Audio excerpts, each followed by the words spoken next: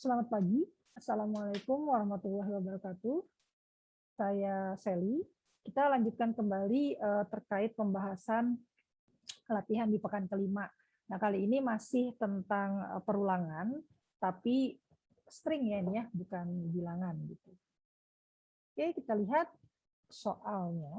Diberikan kata-kata, satu kata per baris gitu ya. Jadi satu kata per baris. Baca dan tulis kata-kata tersebut. Baca itu artinya kita minta inputan dari user dalam kasus ini. Kemudian tulis itu berarti kita print gitu ya, cetak ke layar. Baca dan tulis kata-kata tersebut. Sampai ketemu kata terakhir yaitu selesai. Kata selesai tidak perlu dicetak lagi ya gitu ya. Nah, untuk soal ini gunakan kembali struktur while gitu ya. Kalau di video-video sebelumnya kita selalu menggunakan for, nah supaya struktur while-nya tidak lupa, kita akan gunakan di soal yang ini. Oke, kita lihat contohnya. Jadi misalnya inputnya adalah mari, kita cetak mari gitu ya. Kita kemudian sudahi. Nah, kemudian selesai. Gitu ya. Nah, si selesainya nggak dicetak gitu ya. Jadi kalau masukannya adalah mari kita sudahi, maka yang tercetak adalah mari spasi kita spasi sudahi. Gitu. Oke, berarti kalau kalian lihat kita di sini tidak pakai counter. Kalau pakai for sebelumnya kan udah jelas ya berapa kalinya tuh udah jelas gitu.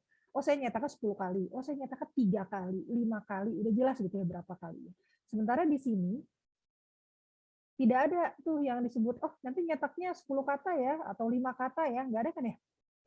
Dia hanya bilang bahwa teruslah mencetak kata-kata tersebut yang dimasukkan oleh user sampai user mengetikkan selesai gitu. Itu adalah salah satu ciri di mana oh ini kita berarti tidak bisa nih pakai for, kita pakainya while gitu. Karena ingat kalau while itu dia iterasinya, loopingnya itu berdasarkan kondisi, bukan berdasarkan sequence. Ya, kalau di sini kan berdasarkan kondisi ya. Kira-kira kondisinya adalah selama usernya belum mengetikkan kata selesai, maka saya akan meminta komputer untuk mencetak gitu kata tersebut. Oke? Jadi itu adalah berdasarkan kondisi gitu. Kondisi apa? Kondisi selama masukan dari usernya itu bukan string selesai gitu. Bukan ya? Selama ini belum, nanti while selama masukannya itu bukan string selesai, maka saya akan selalu mencetak masukannya gitu kira-kira. Gitu ya? Oke. Nah, ini ada yang miss enggak gitu ya? Ada gitu. Apa yang miss? Yaitu komputer tidak pernah tahu masukan itu isinya apa gitu. Mana nih masukannya nggak ada isinya gitu. Jadi artinya di awal sini karena saya mau ngecek masukan, ini saya harus ada input gitu ya. Ini harus ada input dari user. Apakah saya perlu casting? Tidak, karena fungsi dari input itu mengembalikan string. Jadi udah cocok gitu ya.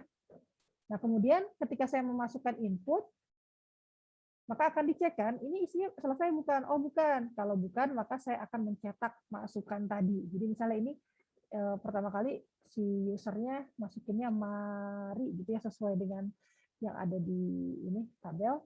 Maka masukannya isinya gitu ya. Saya punya variabel masukan yang isinya adalah mari. Nah, kemudian dicek nih ya, apakah masukan itu tidak sama dengan selesai gitu. Coba, apakah mari tidak sama dengan selesai? Gitu ya. Mari tidak sama dengan selesai. Mari itu tidak sama enggak dengan selesai? Tidak sama kan ya? Berarti ini true. Karena ini menghasilkan true, maka dia boleh masuk ke while dan dia akan mengerjakan aksi yang ada di dalam while, yaitu print masukan. Masukan isinya apa? Mari. Jadi saya mencetak mari, gitu ya. Nah, kemudian sesuai dengan sifatnya, dia akan mutar lagi gitu ya kalau while. Terus ditanya lagi, masukannya tidak sama dengan selesai, isi masukannya apa? Mari gitu. Padahal harusnya kita memasukkan kata kita kan. Nah, kapan kita memasukkan kata kita? Berarti harus di dalam while juga gitu kan ya. Berarti setelah kita mencetak si mari, kita minta lagi gitu. Masukannya sama dengan, jadi saya ulangi lagi input gitu. Nanti baru ini isinya cut kita gitu ya. Jadi pas balik lagi ke sana dia ngecek apakah kata tidak sama dengan selesai. Oh iya benar tidak sama, berarti masuk mengerjakan aksi yang ada di dalam while, kemudian saya print kita. Kemudian saya minta lagi, coba masukkan lagi kata yang selanjutnya. Berarti sudahi. Ya, jadi ini isinya sekarang sudahi. Muter lagi dia ke while. Apakah sudahi tidak sama dengan selesai? True ya, sudahi kan nggak sama dengan selesai. Maka saya akan cetak sudahi. Saya akan masuk ke dalam while dan melakukan aksi ini. Sudahi, kemudian minta lagi gitu ya di dalam while. Masukannya coba minta masukkan lagi. Nah, kemudian user memasukkan kata selesai. Berarti sekarang isi dari variabel masukannya adalah selesai. Dicek lagi gitu ya. Apakah isi dari variabel masukan selesai itu tidak sama dengan selesai? Apakah selesai tidak sama dengan selesai? Salah kan ya? Sama gitu ya. Berarti false. Karena dia false, maka dia tidak lagi melakukan aksi-aksi yang ada di dalam block while, tapi dia langsung cari ya keluar dari block while dan mengerjakan aksi selanjutnya gitu. Yang dalam kasus ini tidak ada aksi selanjutnya. Oke. Kita tulis ya, berarti tadi pertama kali kita minta masukan dari user dan kita tidak perlu melakukan casting. Kemudian kita akan tanya selama masukannya tidak sama dengan selesai gitu ya, maka kita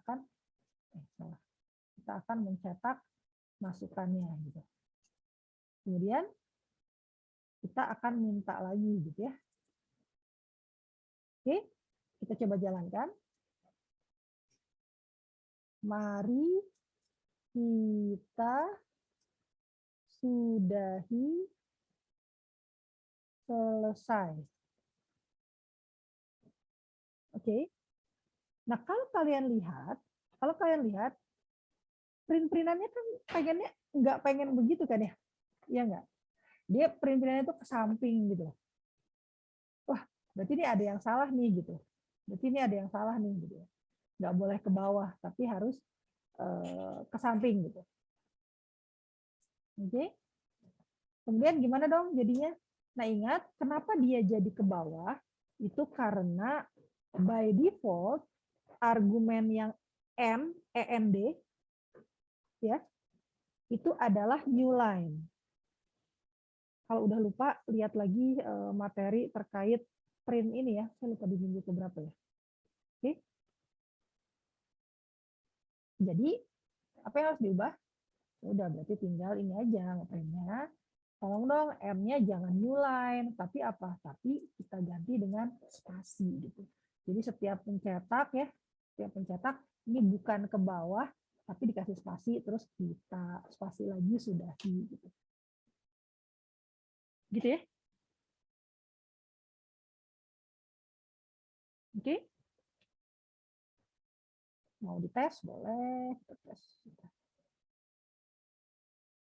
Jadi kalau ini mari nah gitu ya. Kita kalau yang ini agak susah nih. Sudahi selesai. Yang ini agak susah. Apa nggak kelihatan karena saya masukinnya satu-satu gitu. Kita cek di sini deh ya. Dia harus satu baris atau enggak. Kita cek di apa? Di soalnya. Bentar, saya share dulu. Sebentar. Saya share dulu soalnya. Oke. Nah, ini ya. Saya masukkan yang tadi. Saya juga soalnya tidak hafal ya teks case-nya seperti apa. Tapi yang penting kalian sebenarnya intinya adalah memahami loop-nya sih ya. Kalau masalah print itu sebenarnya hanya make up aja. Kita cek apakah ini yang diminta gitu. Oh iya benar ya, ini yang diminta ya. Berarti saya tidak perlu satu itu. Oke. Oke, sip. Berarti udah benar. Karena kalian belum belajar tentang penggabungan string gitu ya. Jadi kan sebenarnya kan apa ya? Nggak tahu saya. Mungkin kalian kepikiran, Bu ini harusnya mencetaknya. Nah tadi harusnya mencetaknya ini dong tulisan mari kita sudahi gitu ya. Ya satu deret gini gitu, jadi cuma satu baris gitu ya. Tapi ternyata kan enggak ya, berarti satu-satu gitu ya, tapi dia ke samping gitu ya, ke kanan. Tapi ini jadi nggak kelihatan ke kanannya karena ini ada input, ada print gitu ya. Oke, tapi dibenarkan oleh code runner-nya berarti nggak masalah gitu ya. Nanti kalau kalian sudah belajar tentang bagaimana caranya menyambung string, nanti baru kita akan mungkin nanti akan ada soal model seperti ini lagi. Oke, kira-kira seperti itu. Semoga dapat dipahami. Selamat pagi semuanya. Wassalamualaikum warahmatullahi wabarakatuh.